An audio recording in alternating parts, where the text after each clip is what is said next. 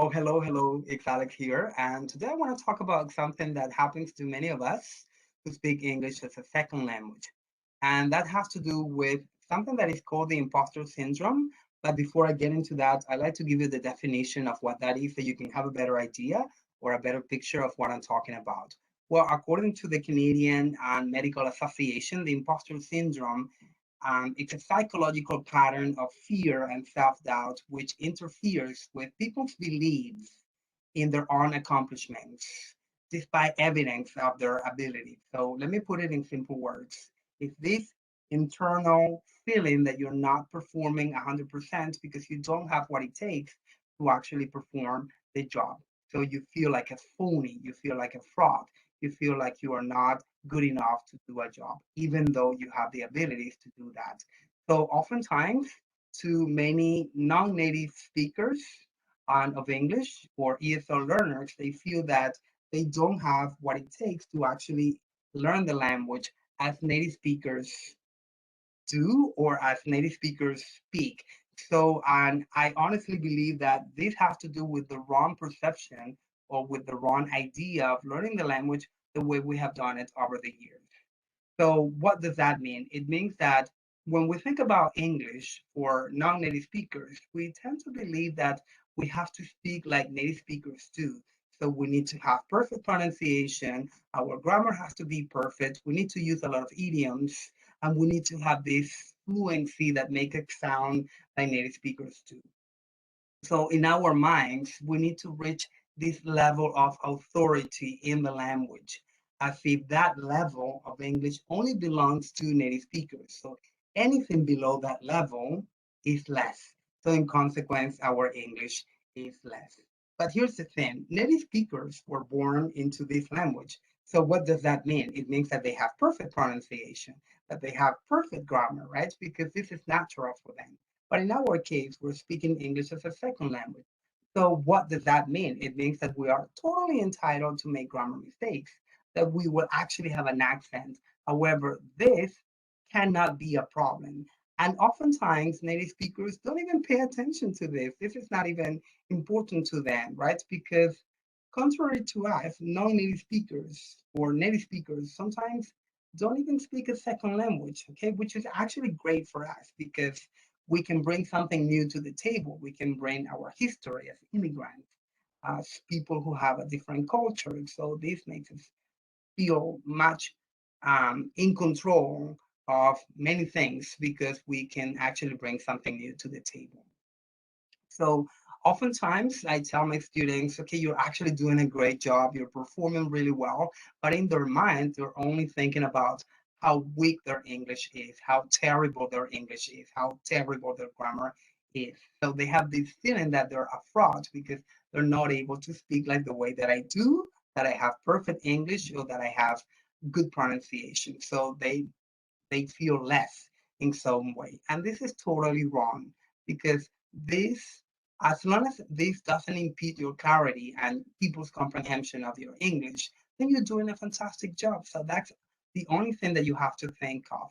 So, based on this, I'd like to give you some tips on how to overcome this feeling that you are a fraud or that you are a phony because you're not speaking English like native speakers do.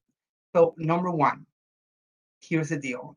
You have to change your mindset about this because this is actually intimidating. This is actually impeding you to perform your 100%.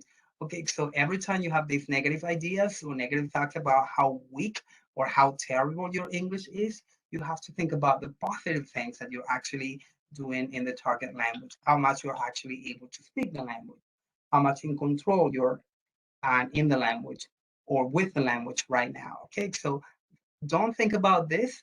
Think about how wonderful you're doing with the language and how much you're progressing every single day.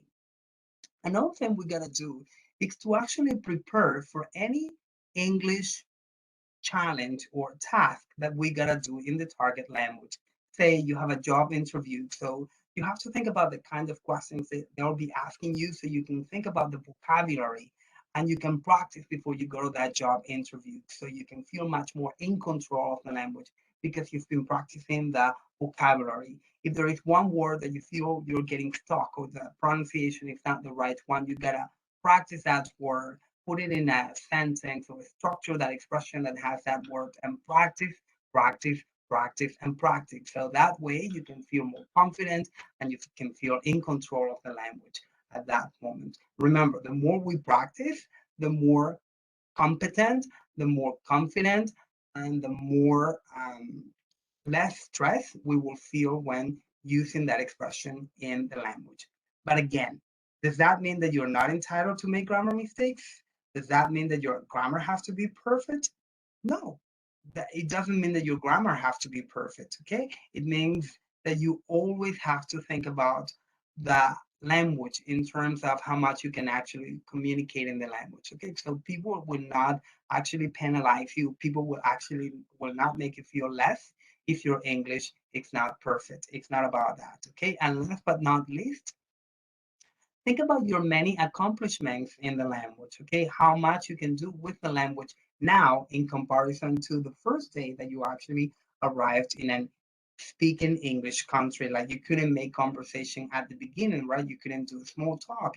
You couldn't have a presentation in English. You couldn't have a phone call, but now you are actually able to do that.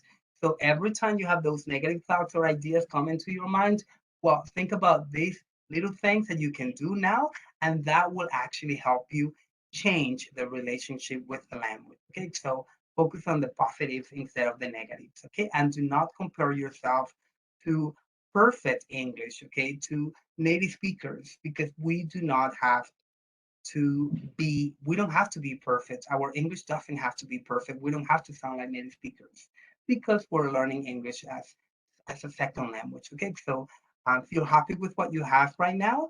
Continue working on that, and if you want to really reach a high level of English, just continue working on that. But thinking all the time that your English doesn't have to be perfect, that you don't have to be when it comes to conveying information in English. If this message resonates to you and if you like the ideas that I shared here with you, please share this video and talk to your friends about this, okay? To your non-native English speaker friends about this. Please have a good day and I hope to see you next time.